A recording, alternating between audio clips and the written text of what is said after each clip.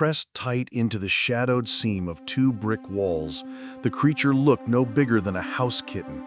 Its fur was matted, its frame skeletal, its breaths rapid and shallow. But as sunlight brushed across the ears, Aaron Carter froze. Those weren't the rounded tips of a stray cat. They carried dark tufts, the unmistakable signature of a bobcat, a wild animal, far too young to be alone, trembling against the bricks as if trying to vanish. Erin crouched low, her breath misting in the morning chill.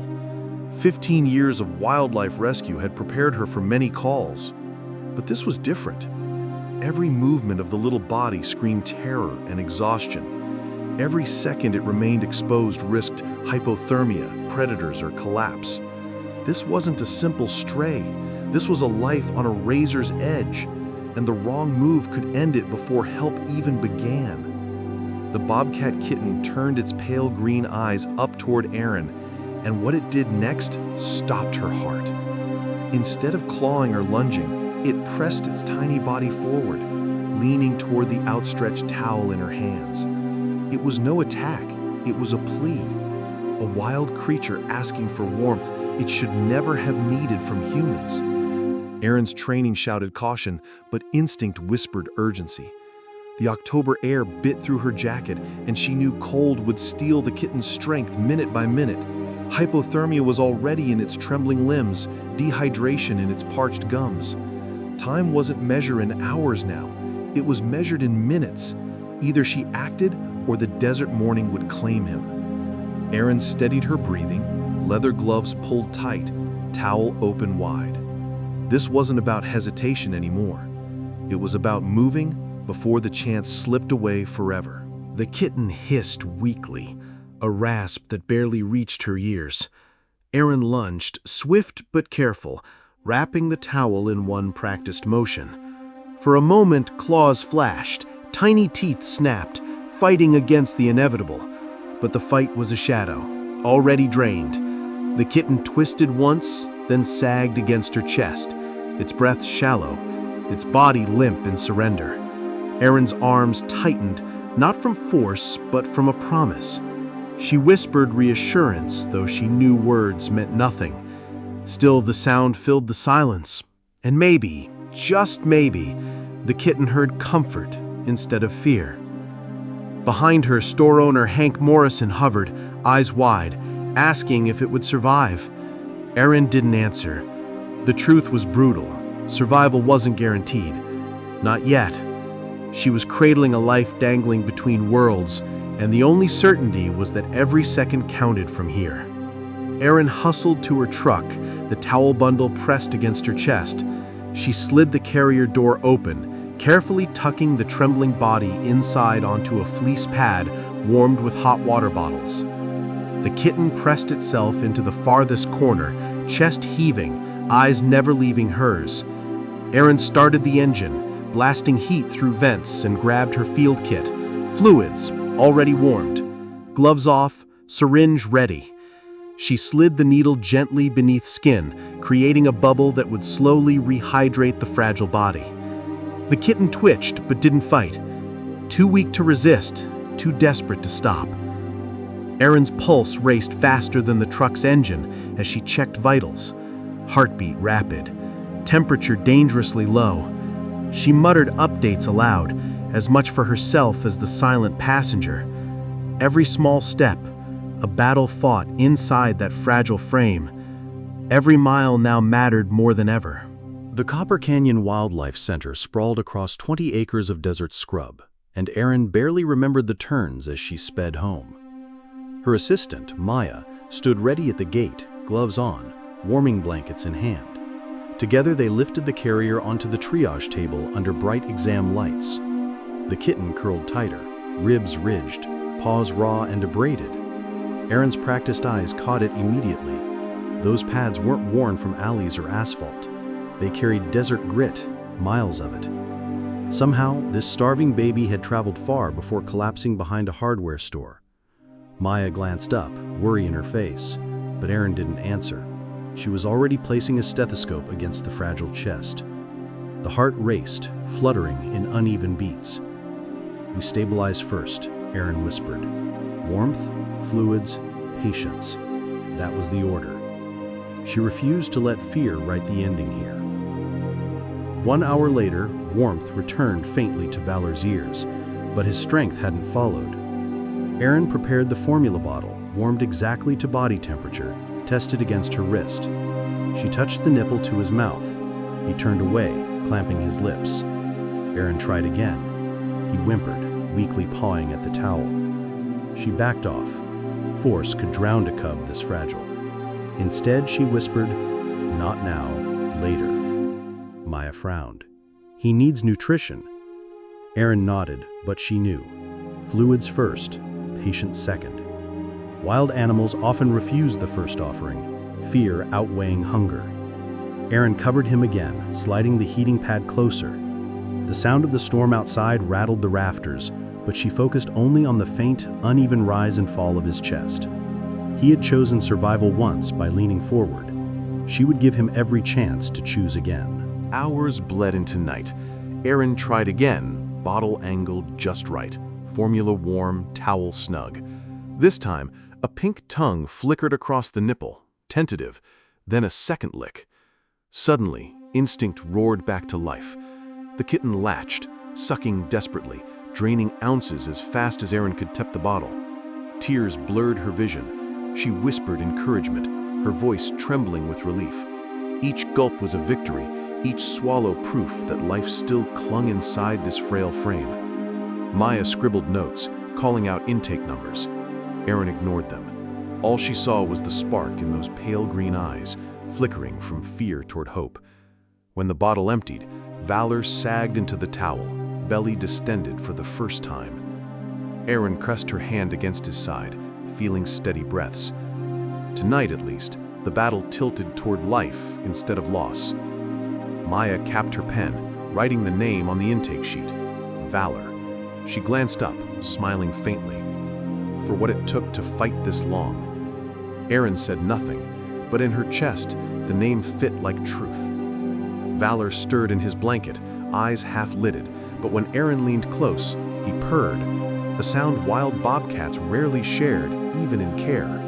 It vibrated through her arm, deep and insistent, like a machine that refused to die. Aaron frowned. Wild should stay wild. Contact should be minimal. Naming meant attachment, but when she tried to pull back, Valor pawed the air, claws catching the towel. He wasn't letting go. Aaron sighed, torn between duty and the undeniable pull of a creature who had chosen her against every rule of nature. "Okay, Valor," she whispered, "one night at a time." Morning came with clinical resolve. Aaron and Maya switched to strict rehabilitation protocols. Feed through mechanical holders, handle only with gloves, minimize eye contact. Valor hated it. His cries filled the enclosure, a sound halfway between a rusty hinge and a human baby's wail. He turned his head from the bottle rig, losing weight instead of gaining. Aaron watched through the glass, fists clenched. She reminded herself of the rule: imprinting kills wild. Yet every time she walked past, his pale green eyes locked on hers, tracking her every step. He didn't want the machine, he wanted her. Aaron paced the hallway, guilt gnawing.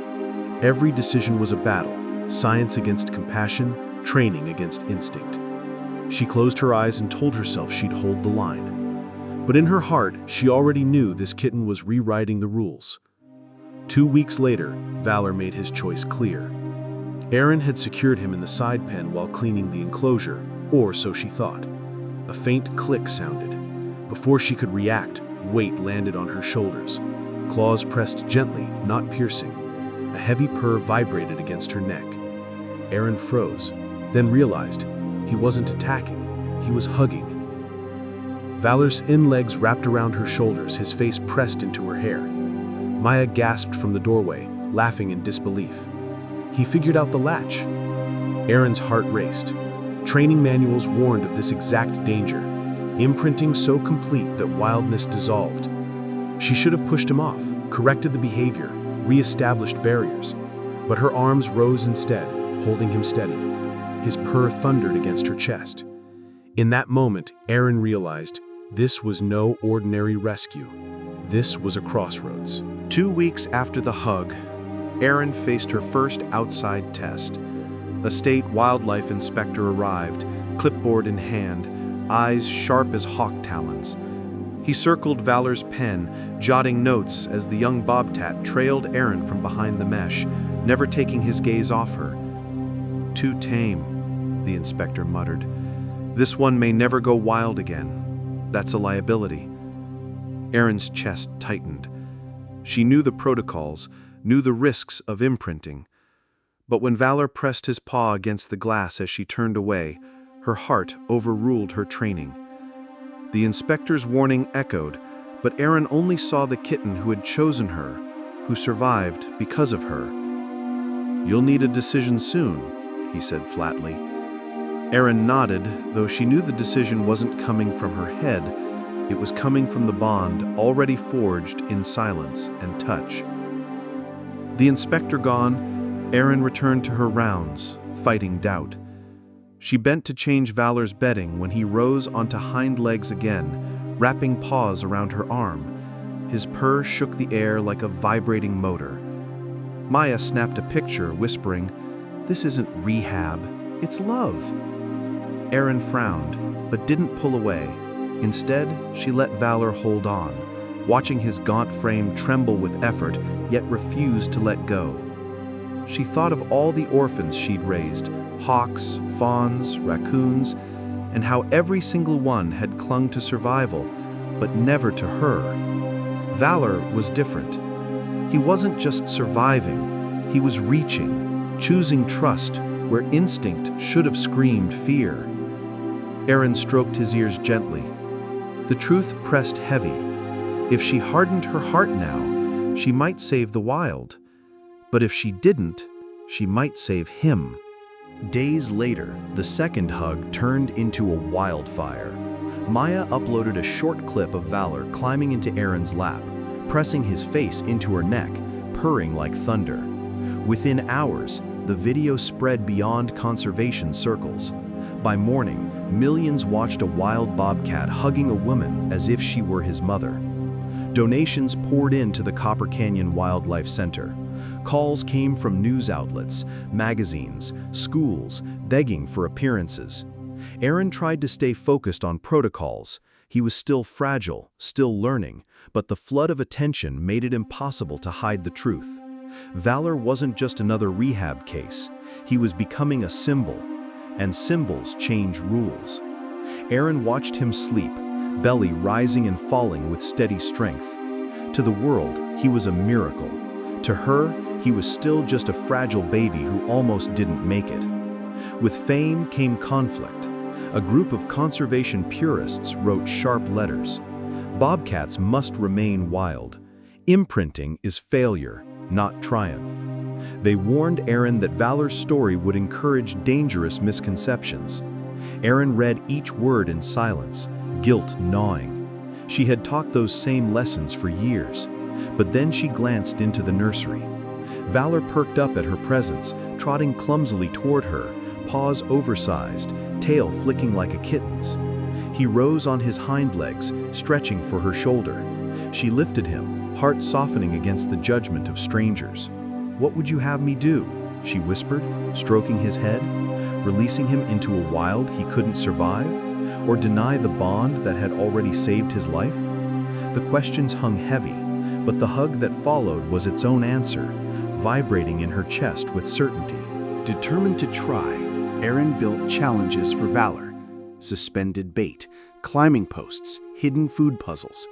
She needed to know if instincts still burned inside him.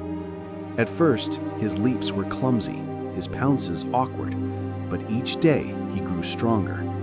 One afternoon, he lunged 12 feet cleanly, claws sinking into the target with wild precision.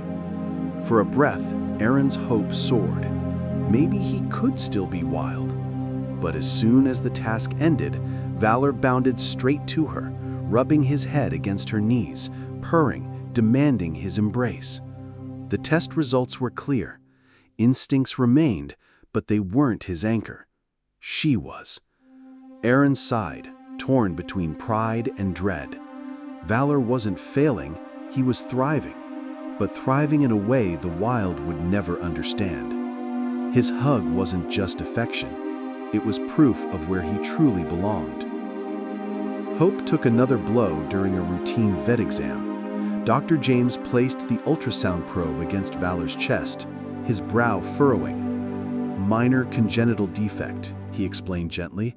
"His heart isn't pumping as efficiently as it should. Stress of the wild would overwhelm him." Erin's stomach sank. She had feared imprinting, but this was different. This was biology itself closing the door. The wild wasn't just dangerous, it was fatal. As Dr. James packed his equipment, Erin stroked Valor's head, listening to the deep, rumbling purr that shouldn't have existed in a bobcat at all. "You survived once, and now I know why you held on, because you were never meant to leave." The rehook was complete. The fight wasn't about releasing him to wild freedom. It was about giving him a safe future in captivity with dignity. With the truth undeniable, Erin applied for a special wildlife permit. Valor would stay, not as a pet, but as an ambassador. His story would teach the next generation about bobcats, about conservation, about why wild animals need their spaces.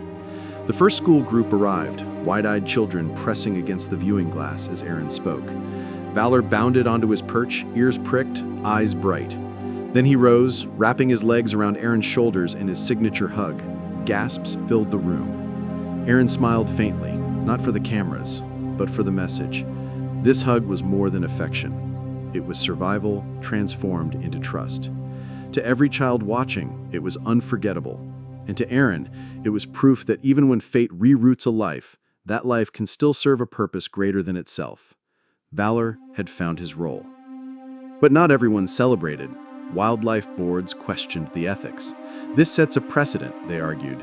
If every imprinted bobcat stays, sanctuaries will overflow. Erin stood firm. Valor wasn't a loophole, he was an exception. His heart defect alone sealed the case. Still, criticism mounted. Headlines praised him as the hugging bobcat, while online threads accused Erin of taming wildlife for attention. Late at night, she sat by his pen, tears unbidden as Valor climbed into her arms, purring like an engine. He didn't care about critics. He only knew the woman who had fought to keep him alive. Erin whispered promises into his fur. She would bear the weight of the world's opinions if it meant he could live safely. For every doubt she faced, his hug was the payoff. A reminder that survival isn't always black and white. Months passed, Valor growing into a sleek, 30-pound adolescent, his coat bright, his spots fading to tawny ripples. During one school visit, Erin demonstrated bobcat adaptations. Valor leapt onto a platform, displaying the raw power of his species. But then, as the lesson ended, he did what no wild bobcat would ever do. He wrapped his front legs around Erin, hugging her shoulders, purring audibly enough for children to gasp and cheer. Phones recorded, teachers wiped tears. By the next day, the clip had gone viral worldwide. Headlines called him the Bobcat Who Loves. Donations surged, funding enclosures, vet care, education. Erin watched the wave with humility. Valor wasn't a mascot, he was a living paradox. He couldn't be wild, but his hugs carried wild truth, that compassion and survival sometimes meet in places rules can't explain. That night, as the desert sunset burned orange over the Bradshaw Mountains, Erin leaned against the fence, Valor pressed against her side. His purr rumbled like distant thunder, his head heavy on her shoulder. She thought of the terrified kitten behind the hardware store wall, no bigger than a squirrel, and the miracle of his survival. She thought of every critic who doubted, every child who learned, every dollar raised because one wild heart had chosen to hug instead of hide. She whispered softly, "You're more than survival, Valor. You're proof of what trust can do." In the fading light, the bobcat purred louder, pressing closer. For Erin, the hook and the rehooks had paid off. This wasn't just rescue anymore, it was revelation, about animals, about resilience, and about love that transcends fear and rules alike. Months later, Erin found herself in a courtroom rather than a sanctuary. A local conservation group had filed a motion questioning Valor's captivity, demanding his transfer to another facility. Aaron sat stiff-backed, papers clutched in trembling hands as lawyers debated science, ethics, and precedent. Across the aisle, critics cited the risk of imprinting, the dangers of humanizing wild creatures. But when Aaron took the stand, she spoke simply. She described the emaciated kitten pressed against cold brick, the congenital heart defect that doomed him to fail in the wild, and the hugs, those improbable, unexplainable hugs that saved him as much as she. The room fell silent when she said, "Some animals belong to the wild. Valor belongs to survival." The judge's gavel struck, ruling in Aaron's favor. Relief flooded her chest. Valor's place and their bond had been defended. Even with the ruling secured, the criticism didn't stop. Online debates raged louder. Some called Valor a circus trick. Others claimed Aaron had betrayed conservation principles. At times, the weight nearly broke her.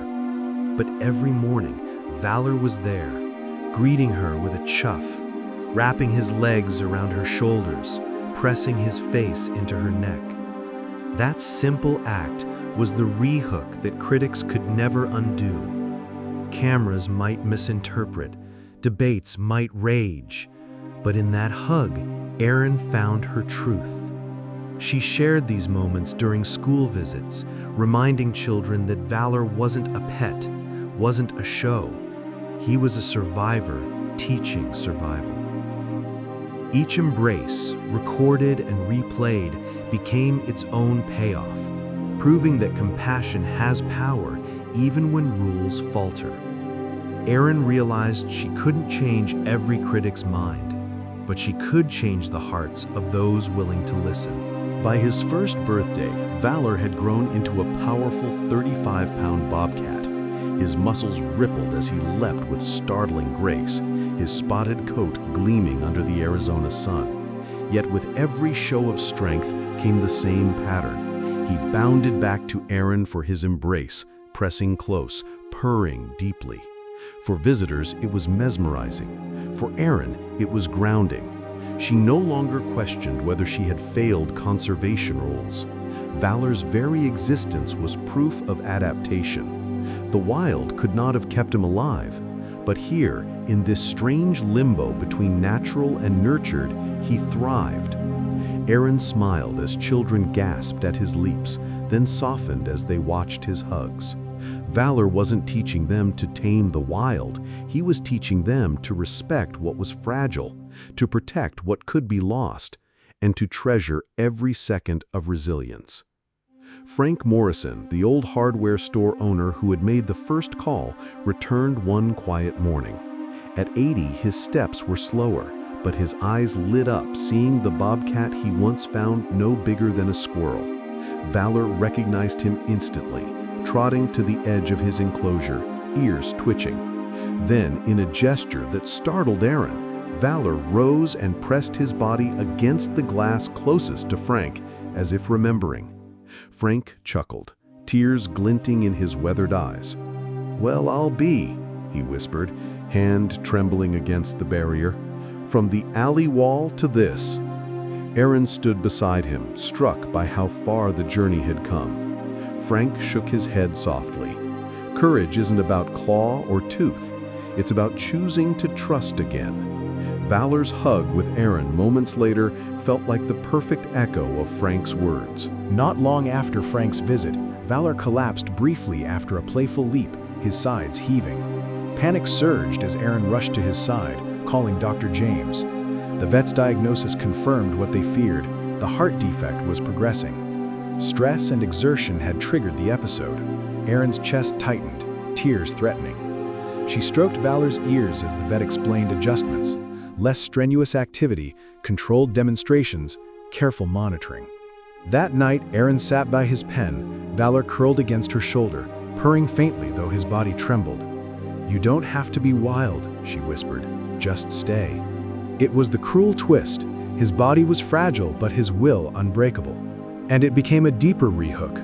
Valor's story wasn't about conquering wilderness. It was about teaching the world how to care for what is fragile and how survival sometimes means gentleness over strength. Weeks later, a group of school children visited the center. After hearing Erin's talk and witnessing Valor's affectionate hug, one girl approached with a folded piece of paper. On it was a crayon drawing of Erin hugging Valor, surrounded by a sunburst of hearts. Beneath, in careful letters, she had written, "He's not wild, he's love." Erin's throat caught. She tacked the drawing near Valor's enclosure where visitors could see it. Every time she passed it, the message felt like the truest payoff of all. The children weren't confused by conservation arguments. They weren't distracted by critics. They understood instinctively. Valor's survival wasn't about categories, it was about compassion. Erin smiled faintly, brushing her hand across the paper each night before locking up. For all the scientific debates, that child's drawing had captured the story better than any words ever could. Rebecca, Erin's longtime assistant turned full veterinarian, returned to visit. She had warned Erin early on about imprinting and tried to keep distance. Now, she stood by Valor's enclosure, watching him rise and embrace Erin like always. Her eyes softened. "He was never going to be wild," she admitted quietly. Erin exhaled, relieved by the validation. Rebecca knelt near the fence, murmuring to the bobcat. Valor pressed his paw against the mesh, and Rebecca smiled, the weight of years softening her skepticism. "Sometimes exceptions prove the rules," she said. Erin nodded, heart full. Valor wasn't failure. He was the exception that carried lessons bigger than any textbook. In that moment, the two women understood. Conservation wasn't about rigid lines. It was about respecting each story, even when it bent expectations. Valor's purr carried the truth across the silence like a hymn. One golden evening, Erin stood alone at the sanctuary, mountains glowing in the distance. Valor approached, his massive body graceful, his eyes holding the same wild green intensity from the day he was found. He rose on hind legs, wrapping his arms around her shoulders in his signature hug. His purr rumbled so loudly the air seemed to vibrate. Erin closed her eyes, tears spilling freely now. "You were never a failure. You are hope." As the sun dipped, painting the desert sky in hues of orange and violet, Erin realized the hug had come full circle, from fear in a shadowed alley to trust beneath the open sky. The payoff was complete. Valor's survival wasn't just about him. It was about teaching humanity to look again at wild hearts, with compassion, humility, and reverence. News of Valor's hugs spread globally. Documentaries called him the Bobcat who chose love. Donations expanded the center, funding enclosures for countless wild orphans. Erin often told Valor's story during programs, ending not with science alone, but with truth. He couldn't go back, but he gave forward. Audiences wept, not just at the sight of the hugs, but at what they represented. Second chances, resilience, and the bridge between fear and trust. Valor's paw prints, literally molded in plaster, were displayed in the visitors' hall, alongside the crayon drawing from the schoolchild. Each symbol was a reminder that while the wild must remain wild, compassion could rewrite even the hardest rules. Valor wasn't a mascot, he was a legacy. His hugs weren't weakness, they were power. Power to inspire, to heal, to transform. His story had become everyone's story. Years later, as Erin walked the sanctuary grounds, her hair streaked with gray, Valor met her at the fence. His muzzle now dusted with silver, his strength gentler, but his purr still thunderous. He rose for his hug, pressing against her shoulder, holding tight as always. Erin smiled through tears. This was the payoff to every hook, every doubt, every critic, love that endured. She whispered, "Thank you, my brave boy. feeling his warmth vibrate against her chest. Visitors watched quietly, phones lowered, recognizing the sacredness of the moment. In Valor's hug was the whole story. Fear turned into trust, fragility turned into resilience, wildness turned into legacy. As the desert sun set behind the Bradshaw Mountains, Aaron knew his message would live beyond both of them. That survival isn't always wild. Sometimes it's the courage to love and to be loved in return.